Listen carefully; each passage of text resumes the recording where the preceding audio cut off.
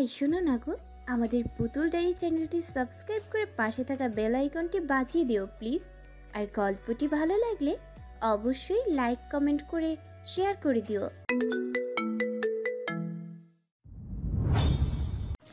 তিথিরাজ মেহেদি ও সঙ্গীত দুটো একসাথেই হবে। অপরদিকে ঈশানেরও সঙ্গীত মেহেদি যার যার বাড়িতেই হবে। গায়ে হলুদ আর বিয়ের অনুষ্ঠানের জন্য আলাদা ভেন্যু নির্ধারণ করা হয়েছে। কিছু প্রতিবেশী আর আত্মীয় স্বজনরা মিলে মেহেদির অনুষ্ঠানটা আয়োজন করে। পুরো করিম ভিলা অনেক সুন্দর করে সাজানো হয়েছে। জমকালো আয়োজনের চারিপাশে মুখরিত হয়ে আছে রাজকীয় বাড়ির রূপ, যেন আর্টিফিশিয়াল চেরি ব্লসম ফুলের স্তূপে পড়ে গেছে। তিথির পছন্দ অনুযায়ী সম্পূর্ণ ডেকোরেশন করেছে জায়ান। ইনায়া হাতে মেহেদির ডালা নিয়ে মেহেদির স্টেজে যাচ্ছে। একটু পরে সমস্ত নিয়ম কানুন অনুযায়ী অনুষ্ঠান শুরু করা হবে। সাথে জায়ানের এক খালাতো বোন পিহু।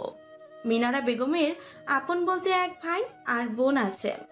তাদের সামনে ইনায়াকে জায়ানের ফুফাতো বোন হিসেবেই পরিচয় করে দেওয়া হয়েছে।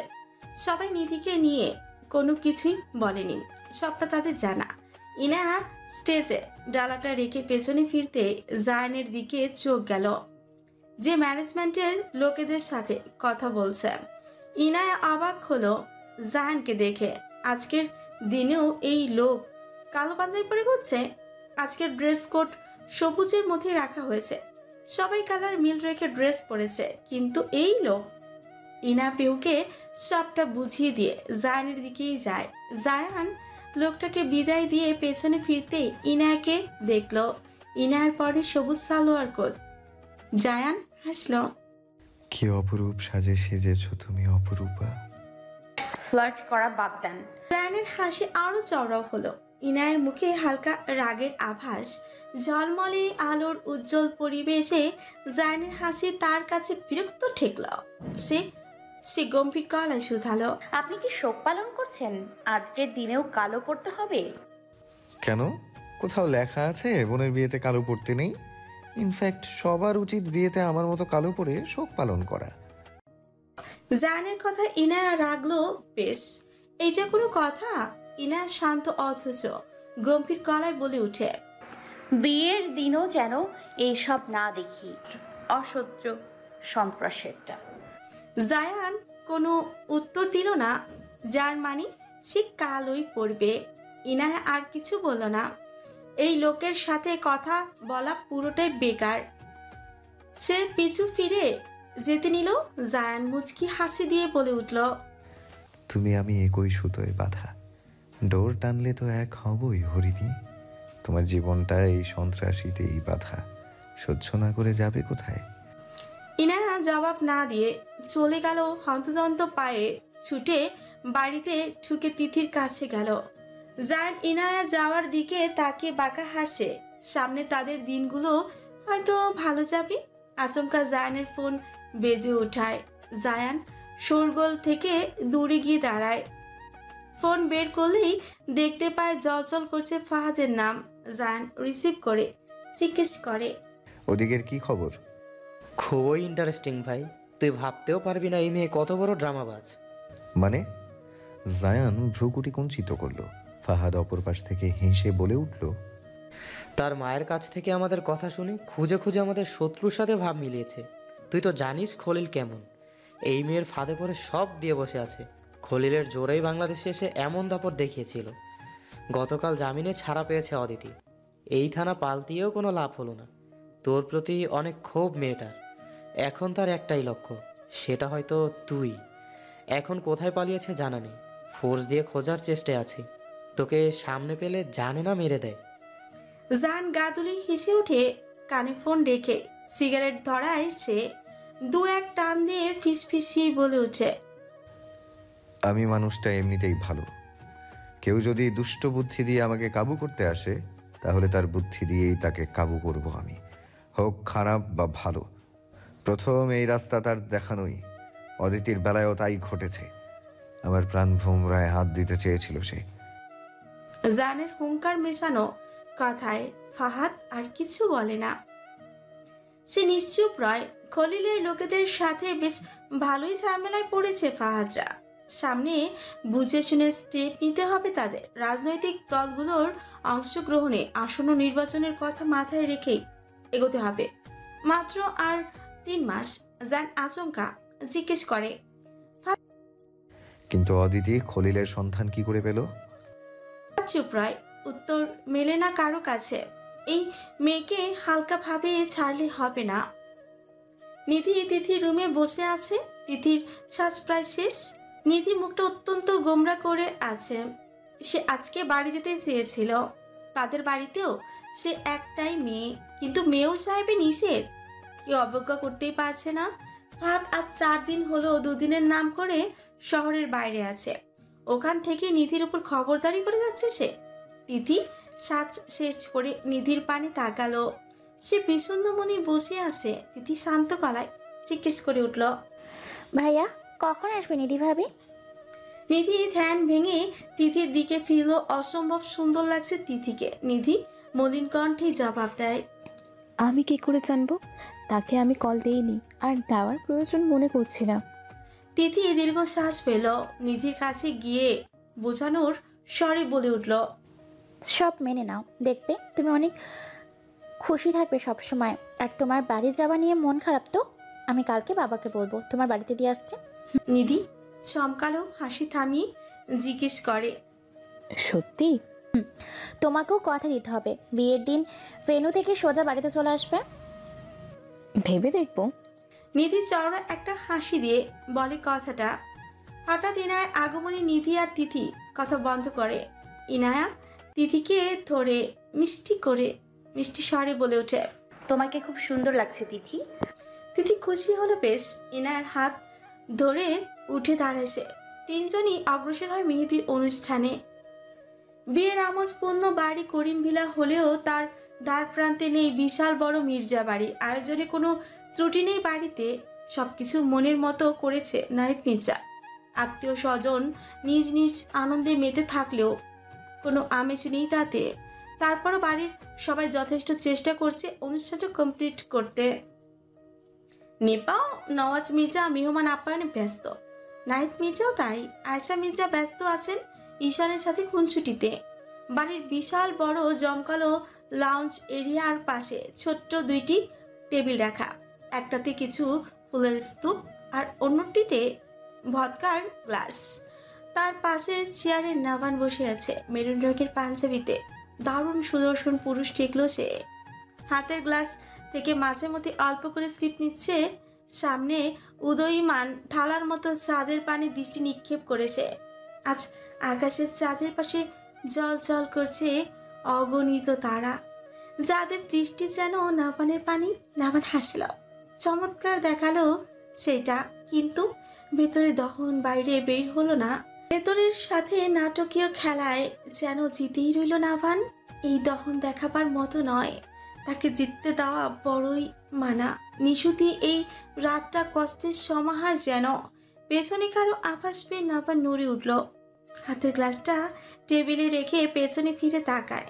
সুহানা মির্জা দাঁড়িয়ে আছেন, মলিন মুখ কিছুটা। নাভান হাসল, ইশারা করলো পাশের চেয়ারটিতে বসতে। সুহানা বসলো ছেলের পাশে, কিছুক্ষণ কাটলো এমনিতেই। ইনায়ের কাছে গিয়েছিলে? নাভানের আচমকা প্রশ্নে তার দিকে লক্ষ্য করে সোহানা। নাভানের দৃষ্টি তার দিকেই। সোহানা খাপড়ে গিয়েও নিজেকে সামলালেন। হ্যাঁ বোধক, মাথা ঝাঁকায় ছেলের দিকে। নাভান গম্ভীর কণ্ঠ স্থাপন করে, কেন গিয়েছিলে? সোহানা মির্জা থমকালেন। নাভানের মুখে চাপা রাগ। তিনি বোঝানোর জন্য বললেন, আমি তোমার কথা চিন্তা সোহানা মির্জার কণ্ঠ রুখে গেল নাভানের হঠাৎ হাসিতে। মায়ের পানে তাকে জোরে হেসে ওঠে সে। কেন মা, তুমি জানো তো তাকে পাওয়ার যোগ্যতা আমি হারিয়েছি। কিন্তু নাভান, তাকে পাওয়ার আর চাওয়ার অধিকার আমার নেই। আমি সেটা দেখাতে পারি না, কারণ আমি পাপী। সোহানা মির্জা কিছু বলার মতো খুঁজেই পেলেন না। মায়ের মন, নিজের ছেলের জন্য তিনি বিষয়টা নিচে রাখতে চেয়েছিলেন কি, কিন্তু ইনার সাথে কথা বলে তিনি যে ধ্যান ফিরে পেয়েছেন আবার, তাই ভুলটা বুঝতে পেরেছেন। আবারও নিস্তব্ধতায় মোড়া হয়ে যায় সময়টা। কেউ কোনো কথা বলল না। নাবানের মলিন মুখের দিকে তাকিয়ে সোহানার একটাই মিনতি, ছেলে যেন ঠিক থাকে, মানসিকভাবে যেন ভেঙে না যায়। নাবান চাঁদের দিকে তাকিয়ে হাসল, ম্লান হাসি, সেটা ভাঙা গলায় বলে উঠল, কোর্টের দ্বিতীয় নোটিশ এসেছে। সেই কবে, আর মাত্র কিছুদিন, তার আর আমার গল্পের শেষ সমাপ্তি। সোহানা মির্জা অবাক হলেন, গম্ভীর গলায় বলে উঠলেন, তুমি সিগনেচার করেছিলে? কাগজ জমা দিলে কখন? চাঁদ থেকে চোখ সরালো না নাভান, মুচকি এসে বিড়বিড় করে বলে উঠল, যখন বুঝলাম সে আর আমার হবে না। পুরো চেরি ব্লসমের সাম্রাজ্য যেন এই বিয়ের ভেন্যু। সাদা হালকা কৃত্রিম ফুলগুলো নিজেদের সৌন্দর্য ফুটিয়ে তুলেছে, আমেজপূর্ণ পরিবেশ চারিদিকে। শহরের নামকরা ইভেন্ট ম্যানেজমেন্ট এটা। মেহমানদের বসার আসন থেকে বিয়ের পুরো স্টেজ চেরি ব্লসমের পরিপূর্ণ। সকাল থেকে ফাহাদ আর জানের উপর প্রচুর চাপ যাচ্ছে। মিজানুল করিম এ যাত্রা নিজের মনের মতো মেহমান আপ্যায়নে ব্যস্ত রইলেন। ফাহাদ আজ ভোরে বাড়িতে ফিরেছে। তিথির রাগ ভাঙাতে সঙ্গে সঙ্গে এসেছিল অনেক রকম গিফট। বোনের রাগ ভাঙিয়ে উঠতে আবারও দমকে উঠেছিল ফাহাদ। কারণ সমূহ, নিধিকে কেন মির্জা বাড়ি যেতে দিয়েছে তিথি? সেদিন অনুষ্ঠান শেষে ঈশান এসে নিধিকে নিয়ে গিয়েছিল, যা ফাহাদকে জানায়নি কেউই। এই নিয়ে কিছুক্ষণ রাগারাগি করে শান্ত হয়েছিল ফাহাদ। এরই মধ্যে অনেকবার ফাহাদ নিধিকে কল করল, ফোনও রিসিভ করে না নিধি। রাগের মাত্রা ছাড়িয়ে তার, তবু চুপচাপ পড়ে আছে ফাহাদ। জায়ান আজকেও কালো শেরওয়ানি কোট পরে দিব্যি কাজকর্ম করে বেড়াচ্ছে। ইনায়ের কথার দ্বার প্রান্তে নেই সে। খাবারের মেনুগুলো আরো একবার পরখ করে জায়ান ছুটল তিথিদের মেকআপ রুমে। বরযাত্রী এলো বলে কিন্তু এদের আসার কোনো নামগন্ধ নেই। জায়ান তাড়াহুড়ো করে দোতলার কর্নার রুমে নক করে। কিছুক্ষণ পরে দরজা খুলে বেরিয়ে আসে ইনায়া। জায়ানের চোখ যেন স্নিগ্ধ হলো। হিমালয়ের শীতল দমকা হাওয়া বয়ে গেল তার শরীর জুড়ে। জায়ান কাঁপছে কি? হয়তো অত্যাধিক গরমে এই শীতল হাওয়া জরুরি ছিল তার। স্নিগ্ধ, ততটা প্রশান্তিময়। বর্তমান সময়টা ঠেকলো তার কাছে। অযাচিত ভাবে ঠোঁট নাড়িয়ে বলে উঠল, আমার স্নিগ্ধ হরিণী। থমকে গেল হৃদয়, যেন চারপাশ পরিণত হয়ে গেছে অবাধ্য মিউটে। মনে বেজে যায় অবাক করা মুগ্ধতায়। তার পাগল দৃষ্টি, হৃদয় এফোর ওপর করার ক্ষমতা রাখে নিমিষেই। আর আপনার একটা পাগল। জায়ানের হৃদয় নিংড়ানো মুগ্ধতা কাটে। ইনার রুক্ষ মরুভূমি ন্যায় তপ্ত মুখ আর কণ্ঠ শুনে। ল্যাভেন্ডার কালারের সুন্দর লেহেঙ্গা পরে ইনায়া যতটা স্নিগ্ধ ততটাই মায়াবী লাগছে তাকে। এই রূপে যে কোনো পুরুষ কুপকাত হবে নিশ্চিত। কিন্তু এ যাবৎ জায়ান আর দমল না। কণ্ঠে যথাযথ গম্ভীরতা টেনে জিজ্ঞেস করে, কি বললে? পাগল বলেছি। আপনি, আপনার বোন সব পাগল, বুঝলেন? ইনায়ার বিরক্ত কণ্ঠস্বরে তেজ নিয়ে বলে উঠল কথাখানি। জায়ান তার যথাযথ কারণ খুঁজে পেল না। আবারও গম্ভীর মুখে জিজ্ঞেস দৃষ্টিতে তাকিয়ে রইল ইনার তপ্ত মুখের দিকে। ইনা গলা নামিয়ে বলে ওঠে, ভাই বিয়ের সব ফাংশনে কালো পরে ঘুরেছে, আর বোন নিজের বিয়ের দিন কালো ভূতনি সেজে বসে আছে। এটা নাকি তার স্বপ্ন ছিল। সে আর তার স্বামী বিয়ের দিন ভূত আর ভূতনি সাজবে। আশ্চর্য। জায়ান এবার বুঝলো ইনার রাগের কারণ। কিছুটা স্মিত হেসে তাকালো তার হরিণীর দিকে। মৃদুস্বরে জিজ্ঞেস করে উঠল, তোমার কালো এতটা অপছন্দ কেন হরিণী? আমি তো কালোতেই তৈরি।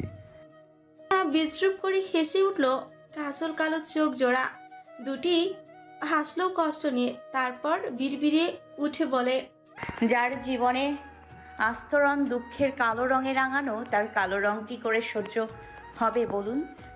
হবে, সে সময় অতি সন্নিকটে। তুমি দেখে নিও, আমার নিঃশ্বাস যতদিন থাকবে ততদিন তোমার সব অশুভ কালোকে শুভ ভালো মনে হবে। ইনায়া আর প্রতিউত্তর করলো না। টলমলে চোখ জোড়া অশান্তের ন্যায় দিকবিদিক শূন্য হয়ে যেন খুঁড়ল, যার স্থান সে নিজেই খুঁজতে অক্ষম।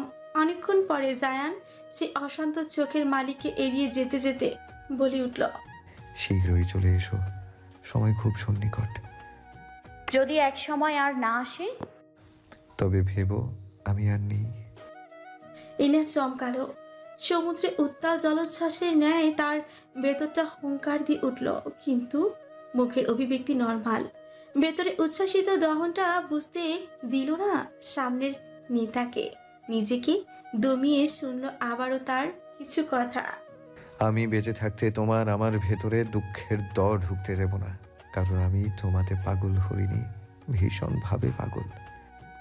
একভাবে ফুলে সজ্জিত সারিবদ্ধভাবে এগিয়ে চলছে বরযাত্রীর গাড়িগুলো, যেন পিপিলিকার দল সারিবদ্ধভাবে যাচ্ছে। আর মাত্র কয়েক মিনিট বিয়ের ভেন্যুতে পৌঁছাতে প্রথম গাড়িতে বর বেশে ঈশান। তার স্বপ্ন পূরণের আর মাত্র কিছুক্ষণ। খুব হাসি মুখে বা পাশে দাদির দিকে তাকাতেই মুখ ভোতা হয়ে গেল ঈশানের। আশা মিজা চোখ পাকিয়ে তাকিয়ে রয়েছেন তার দিকে।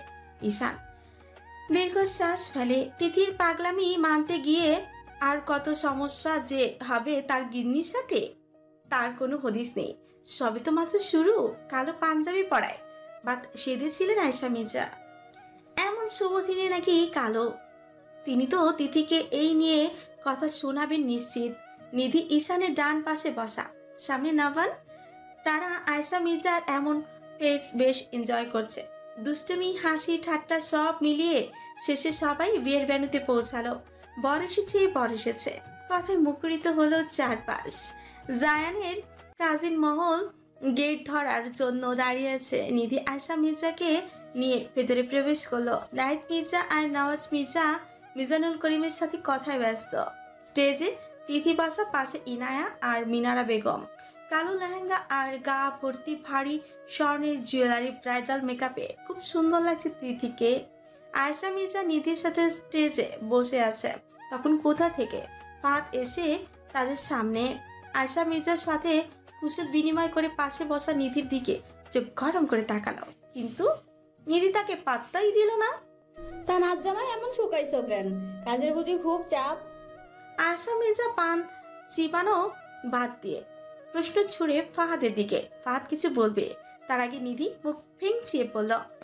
তাদের আবার কি কাজ খুন খারাপি ছাড়া? আয়শা মির্জা আর ফাহাদ দুজনেই মুখ রাঙালেন। এই মেয়ের সোজা কথা কবে আসবে জানে না ফাহাদ।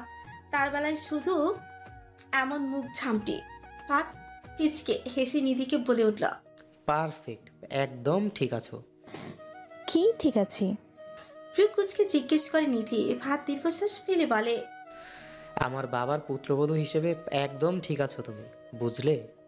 নিধি মুখ ফ্যাং চালো। ফাহাদ আয়শা মির্জার পাশে বসে মিনমিন করে বলে, তা আমি যে বইয়ের অভাবে শুকনো ডাল হচ্ছি, তা কি আপনার চোখে পড়ে না দিদি শাশুড়ি মা?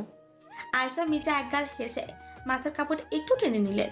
হাতে ব্যাগ নিয়ে উঠতে উঠতে বলে উঠলেন, বউ নিয়ে যাওয়ার দায়িত্ব তোমার, আমি সাথে সঙ্গ দিব আর কি। ফাহাদও হেসে সম্মতি দিল। ঈশানকে এনে তিথির পাশে বসানো হয়েছে। আয়শা মির্জা সেদিকে গেলেন। ফাহাদ বসা থেকে উঠে নিধির এক হাত চেপে ধরে। নিধি আতকে উঠে পাশে গেস্টদের দিকে তাকালো। কারো কারো নজর তাদের দুজনেরই দিকে। নিধিও চেয়ে ফাহাদকে কিছু বলতেই পারল না। ফাহাদ নিধির হাত ধরে টেনে নিয়ে যায় তার সাথে। নিধিও তাল মিলিয়ে গমগমে গলায় বলে উঠে, করছেন কি? লোকজন দেখছে তো নাকি? দেখবেই তো, মেয়র ফাহাদ আর তার বউ এখানে সবচেয়ে সুন্দর সুশীল কাপল। নিধি আর কিছু বলে না।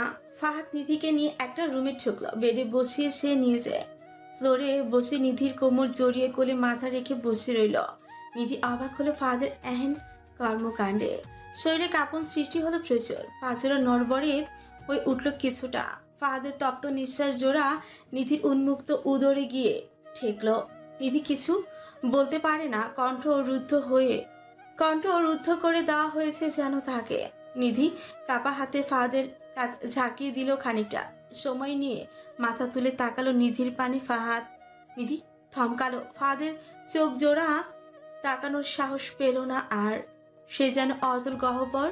তাকালে নিজের প্রতিবিম্ব হওয়া রূপ আর দেখা যাবে না। নিধির মুখে তাকিয়ে নিরল গলায় জিজ্ঞেস করলো, কি আছে তোমার মাঝে? আমি কেন বারবার তোমার মাঝে হারিয়ে যাই? সেই 2 বছর আগের মতোই প্রথমবার নিজেকে বুঝিয়েছি তুমি আমি দুই মেরুর। তোমাকে ভোলার জন্য কত রিলেশনে গিয়েছি, কিন্তু আমার অবুঝ মন এই তোমার কাছেই থাকতো। আমার সাথে কেন এমন করো বলতে পারবে?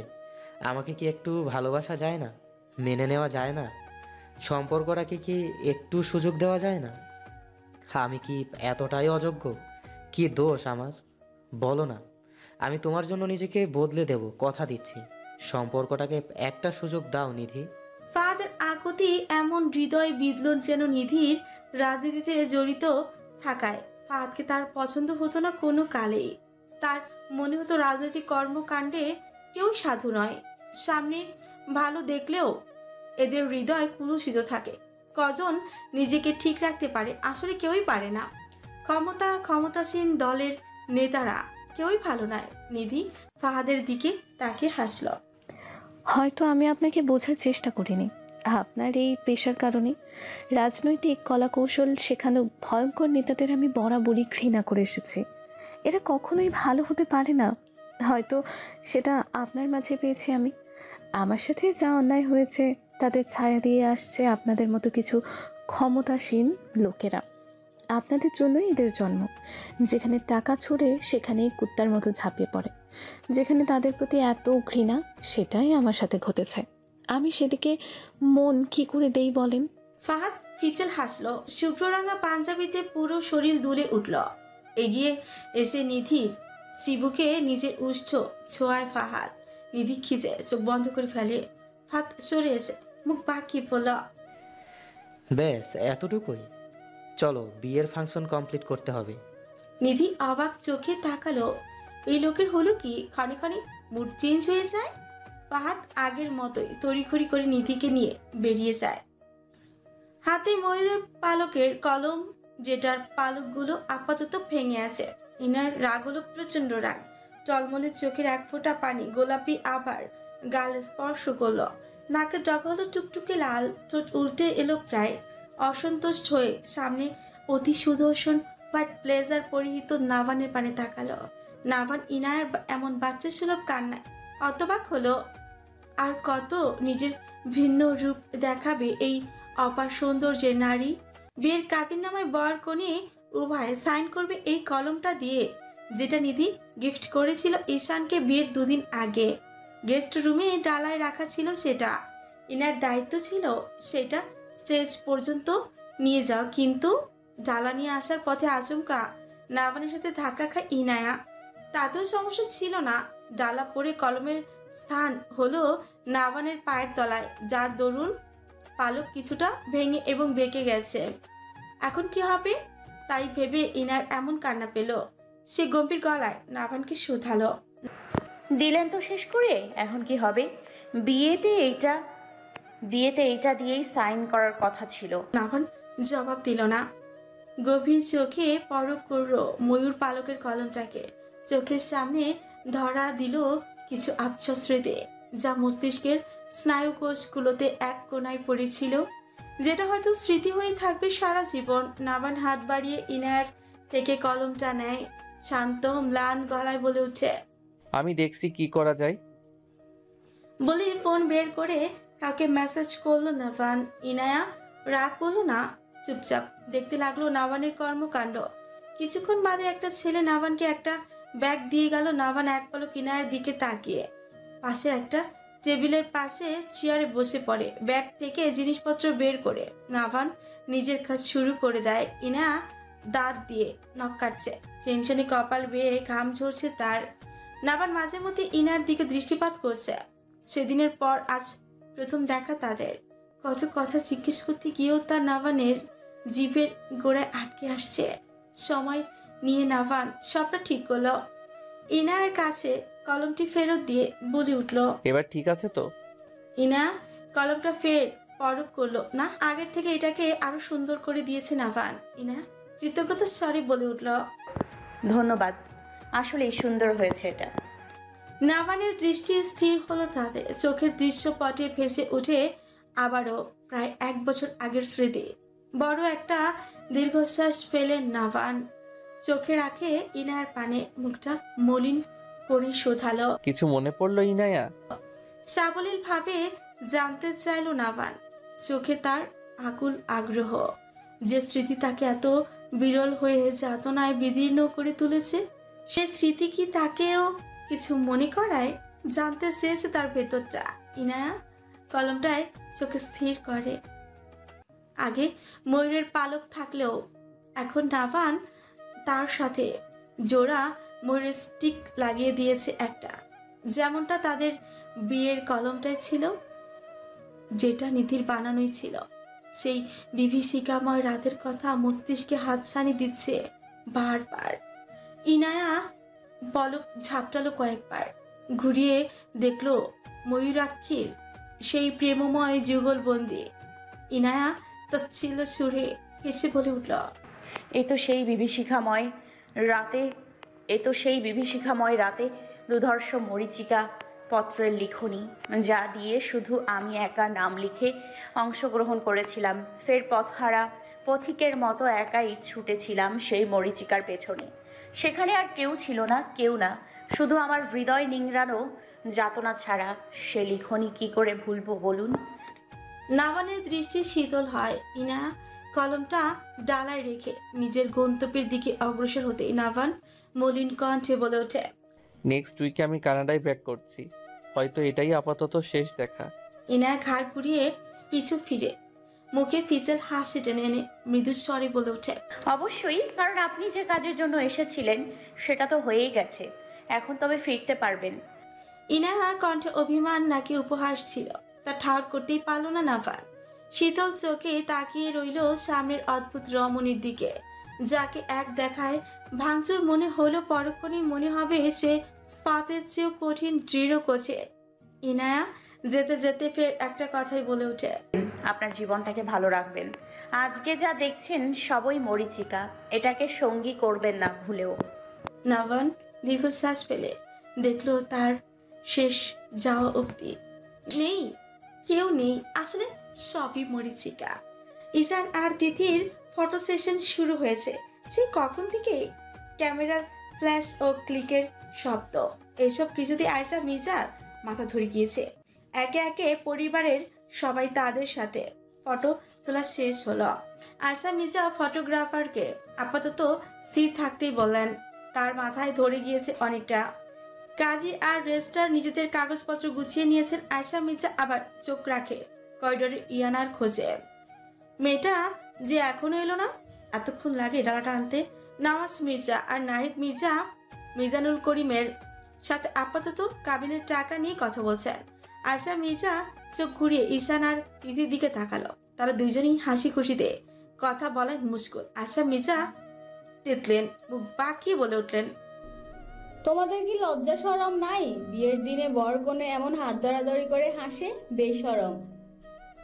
আমাদের কালে জামাইয়ের সাথে এক মাসেও এত ফ্রি হই নাই, আর তোরা? আয়েশা মির্জার তিতা কথায় ঈশানের দাঁত কেলানি হাসি বন্ধ হয়ে যায়। আজকে তার বিয়ে বলে গিন্নির সাথে কোমর বেঁধে লাগতে পারছে না ও। একবার তো বিয়ে, তা আবার ভালোবাসার মানুষের সাথে একটু তো আনন্দ করাই যায়, তাই না? কিন্তু তার গিন্নি সেটা হতে দিচ্ছে কই? এদিকে নিধিও ফাদের থেকে নিজের হাত ছোটাতে চেষ্টা করছে। সেই যে ধরে আছে, ছাড়ার আর নাম গন্ধ নেই। যেখানেই যাচ্ছে তাকে টেনে টেনে বেঁধে বেঁধে নিয়ে ছুটছে। কখন না জানি দাদি তাদের ধমকে ওঠে, কিন্তু ফাহাদে তাতে হুঁশ নেই। হাত ছোটাতে চেষ্টা করলে কাজ জড়িয়ে ধরছে। আয়েশা মির্জার কথায় তিথির রাগ হলো। একটু হাসলে ক্ষতি কি? সে তার কথার উত্তরে হেসে হেসে জবাব দেয়, আসলে কি দাদি, আপনাদের সময় বাবা মারা বর কনে না দেখিয়ে বিয়ে করতো, আমাদের সময় আমরা নিজেরাই দেখে শুনে বিয়ে করি। একটু তো ডিফারেন্স হবেই, তাই না? আয়েশা মির্জার চোখ কপালে। ঈশানও ফিমড়ি খেল। তার বউ আর গিন্নির ঝগড়া এইখান থেকেই শুরু হয়ে গেছে। তিথি হাসি মুখেই থাকলেও আয়েশা মির্জার চোখের চশমা টেনে ঠিক করে পান চিবোতে চিবোতে বলে ওঠে, তোমারে তো আমি বাড়িতে নিয়ে ঠিক করব বজ্জাত মাইয়া। আদব কায়দাও শেখানো দরকার। শাশুড়ি না, বড় শাশুড়ির কপালে পড়বা তুমি। ঠিক আছে, খুব মজা হবে বড় শাশুড়ি মা। আয়েশা মির্জা মুখ বাঁকালেন। তিথি আর কিচ্ছু বলল না। ইনা ডালা নিয়ে তক্ষুনি স্টেজে আসলো। আয়েশা মির্জা রাগান্বিত হয়ে জিজ্ঞেস করলেন, এ মাইয়া, এতক্ষণ লাগে সামান্য একটা জিনিস আনতে? কথাটা বলেও শেষ করিডোরের নাভানকে দেখে তিনি রুখে গেলেন। ইনায়া কোনো উত্তর না দিয়ে ডালাটা রেখে নিধির পাশে গিয়ে দাঁড়ালো। কিছুক্ষণের মাঝে বিয়ে পড়ানোর কাজ শুরু হয়ে গেছে। ইনায়া স্থির চোখে খানিকটা চেয়ে থেকে আশেপাশে থাকা জায়ানের খোঁজে। বোনের বিয়ে আর এই লোক কই গেল? ইনায়া ভিড় ঠেলে বেরিয়ে আসে মজলিস থেকে। ভেনুর এক পাশে পুল সাইড, সেখানে এসে ইনায়া জায়ানের কোনো খোঁজ পেল না।